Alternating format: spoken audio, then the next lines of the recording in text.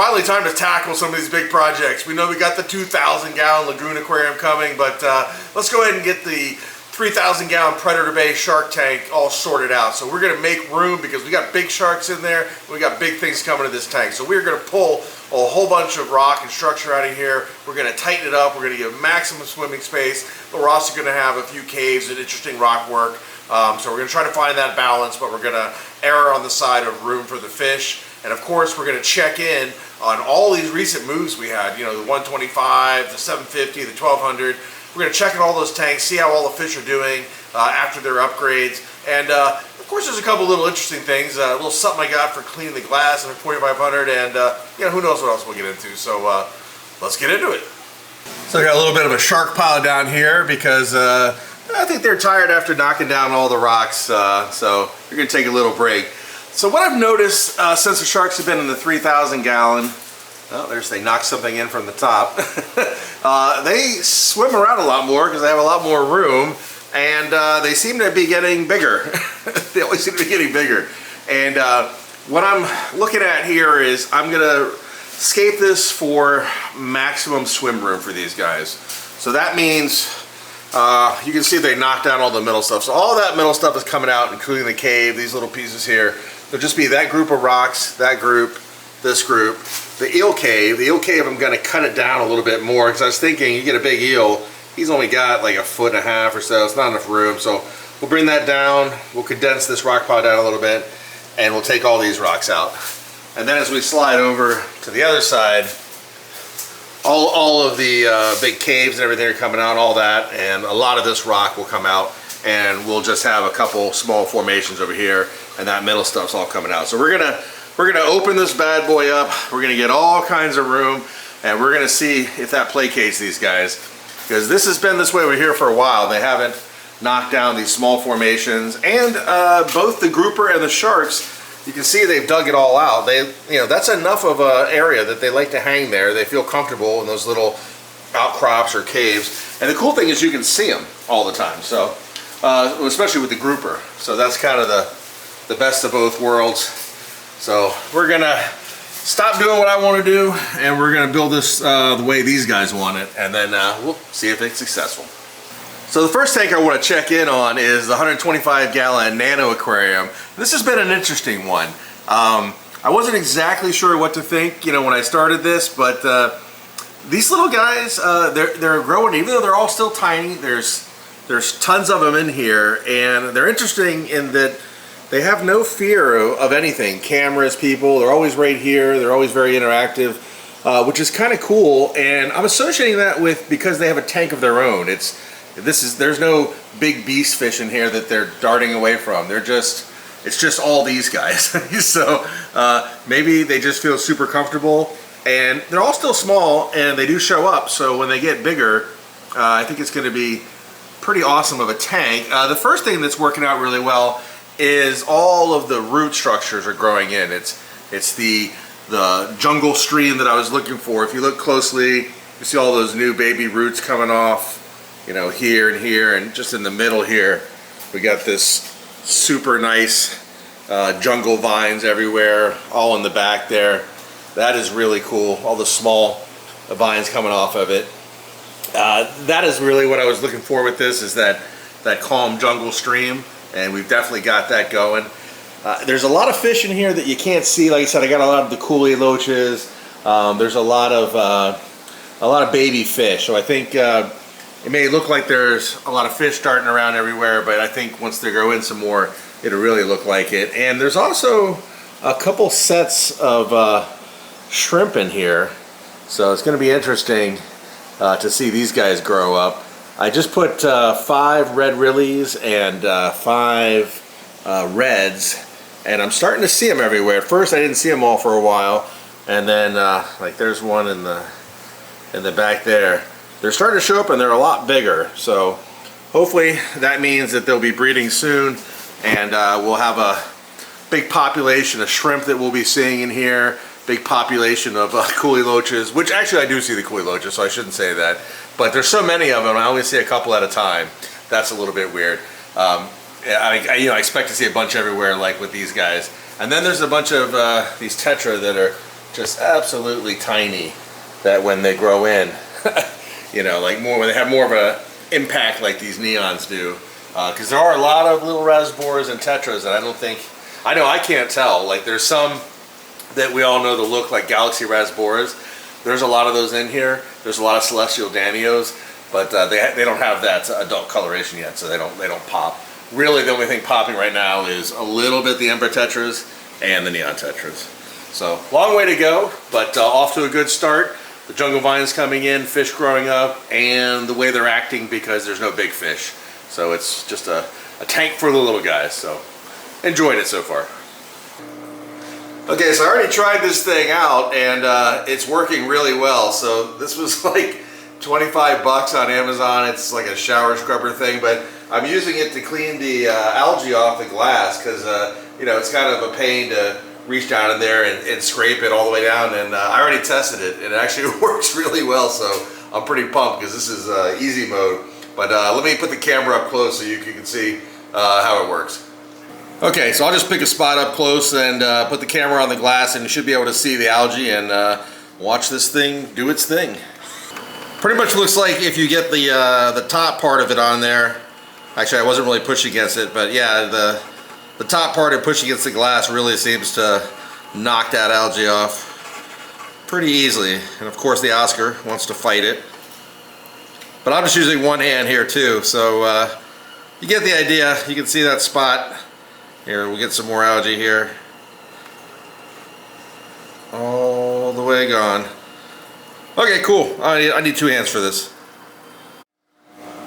I did the kind of the upper middle part of the panel there all the way across, and yeah, that's not bad. It's not too difficult.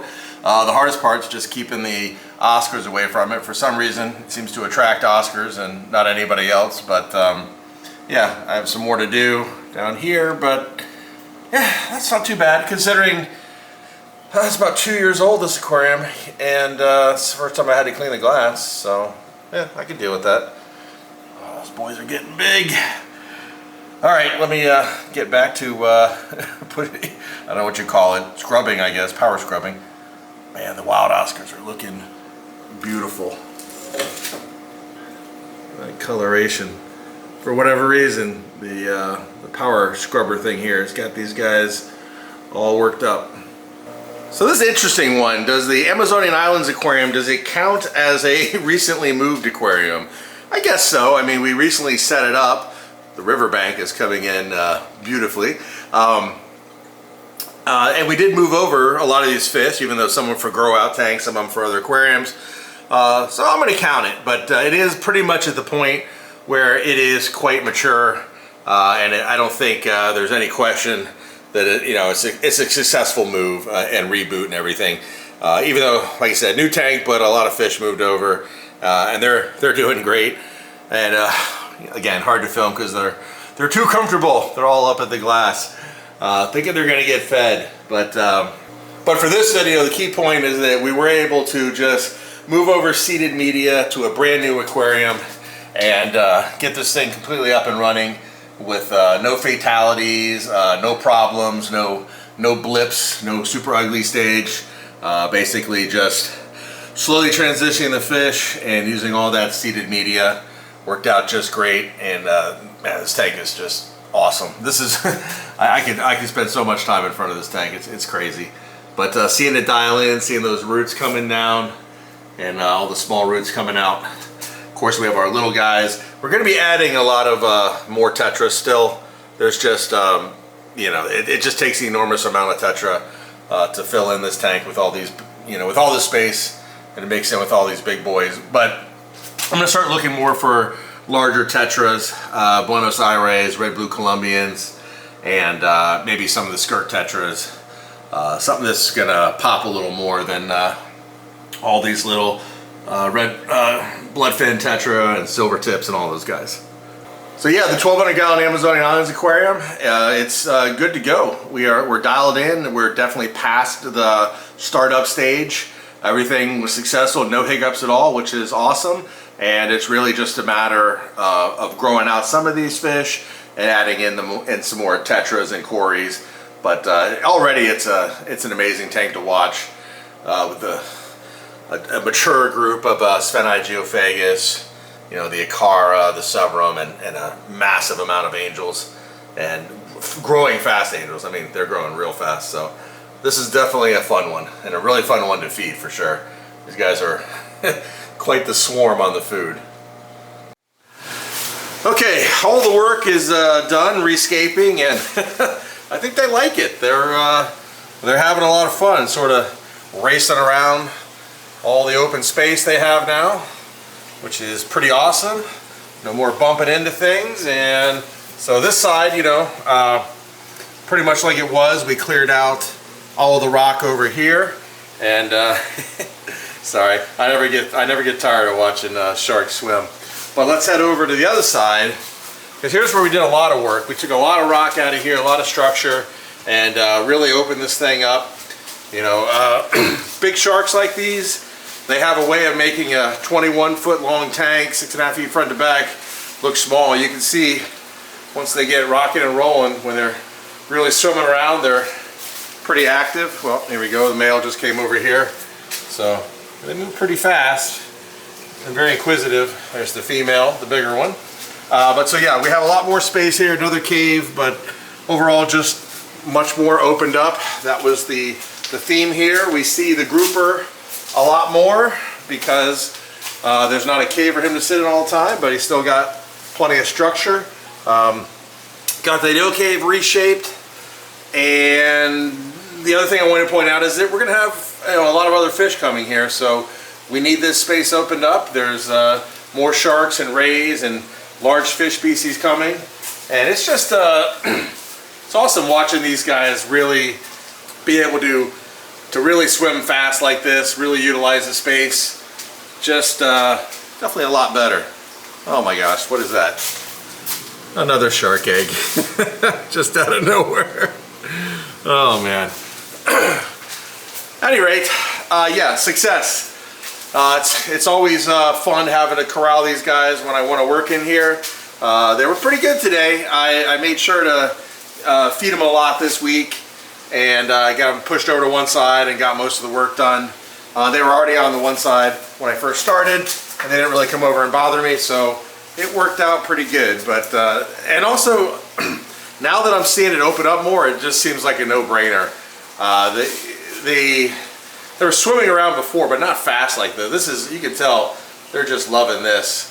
Just cruising the tank. They have all that open space, and they're really loving it. So, and I love seeing them swim like this. This kind of reminds me what they used to do when they were younger and smaller, and now they're able to do that again because they're in a bigger tank and it is much more opened up. So, awesome.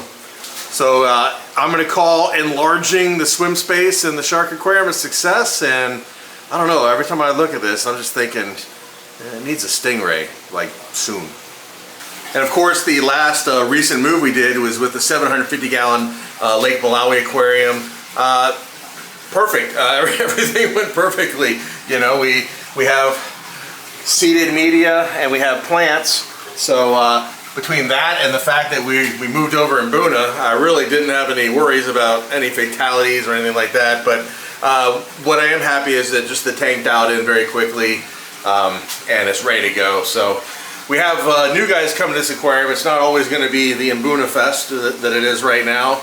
And it's the same sort of deal with these guys with the 1,200 gallon. This is a massive aquarium, you know, front to back. 5 feet back, front to back on this one.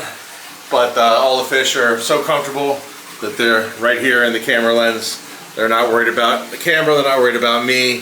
So it's great for viewing them, but they don't they don't appear to be using up any of the space in the aquarium. We have all that room back there. Just seems like nothing's going on, but there honestly is still a lot more fish you don't see in all those rocks. And when it's not feeding time and I come in here, they tend to go everywhere, and I sort of enjoy that more.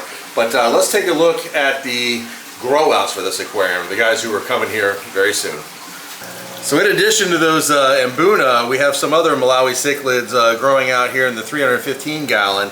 And as you can see, these are some peacocks and some hapochromis, some peacocks and haps. So we're gonna add a little bit more size into that aquarium and mix it up a little bit from all of those and Buna. So some of these guys are going to be monsters. So right now we're power feeding them, getting them big enough to be able to handle all the Mbuna over there, but they are going to look awesome in the 750, and I cannot wait to get them in there. So 2 big power feedings a day and then a little bit of flake in between, so hopefully it won't take too long. So I'm mostly focusing on the tank, all the new tanks where we just moved all the fish over and checking to see how they're doing. And obviously the 220 here is not one of those tanks. This has been running a long time, and man, that discus is getting huge. Sorry. But we did have the Severum in here, and the Severum ate up all our plants. We had those beautiful red tiger lotus going, and they're all gone. So what I'm going to do first before I get any other plants or anything is I want to put some root tabs in the areas where I know that those lotus plants were, and see if we can get them kick-started and growing again. And also I'll put some root tabs by all the swords, and we'll see if we can't rejuvenate this aquarium in terms of the plant growth, because it definitely looked a lot cooler when it had that going. So, you know, without the the Severum here to maul it, hopefully you can bring it back. But that's what we'll work on here, and man, the stir-by koi group is just getting massive. Very cool that, for me, that's, I love colony breeding, like, of the koi cat, so I'm happy that that actually started with just 6 stir-by koris. Well, there is a couple guys mixed in, there aren't stir-bys, but a bunch of those guys were actually born in the tank here and grew up in here without any help from me, just the fish and nature doing their thing. So just to give you an idea of how much rock was in the 3,000 gallon, remember the 2,000 gallon here was almost empty, and now you can see it's just piled full of rock that we pulled out of the 3,000 gallon. Let's go here to the side. So remember, this is 13.5 feet long aquarium, and that's a lot of rock we moved over. So it doesn't look like it because of the size of this beast, but there really was a lot of rock in there. And I see the shark egg has made its way to the front. Time to move that over to the estuary. Okay, so that was actually a big deal getting that shark tank rescaped. On video it looks easy, but that's about 3 hours of me, you know, pulling all that rock out of there, moving it over to the 2,000 gallon, corralling sharks, getting them in one side, getting them to the other side, pulling out all that, you know, the egg crate, all that stuff, climbing inside, moving the sand around. So that was quite a bit of work, and I'm glad to get off the plate because we have big things happening, and I want to get that done. So now I can focus on the 2,000 gallon lagoon tank. We got a lot of rock, obviously, so we're good to go there. Plus there's a bunch in the 600 reslope right now, getting the 1,200 gallon lake tank built, and it's even time to actually sort of start thinking about the last tank in the annex, the 12-footer with the 12-foot piece of glass in the front. That's going to be interesting. It's going to look really cool. That's a tank that probably no one's expecting how it's going to be done, because it's probably something I like, but I don't think I ever talk about. So got that coming. So plenty of things coming, and it was cool to see that everything, all the big moves, all the fish are doing great. Even though I'm giving them a better, bigger home, you know, when you uproot the fish from their, you know, from the only home they've ever really kind of known, you know, you always feel kind of bad. But I'm happy to see that the 125, the 750, the 1200, all the big moves recently, everyone's doing great, and hopefully that carries forward into moving all the marine fish into the 2,000 gallon lagoon aquarium. As always, thanks for watching, and I'll see you guys real soon.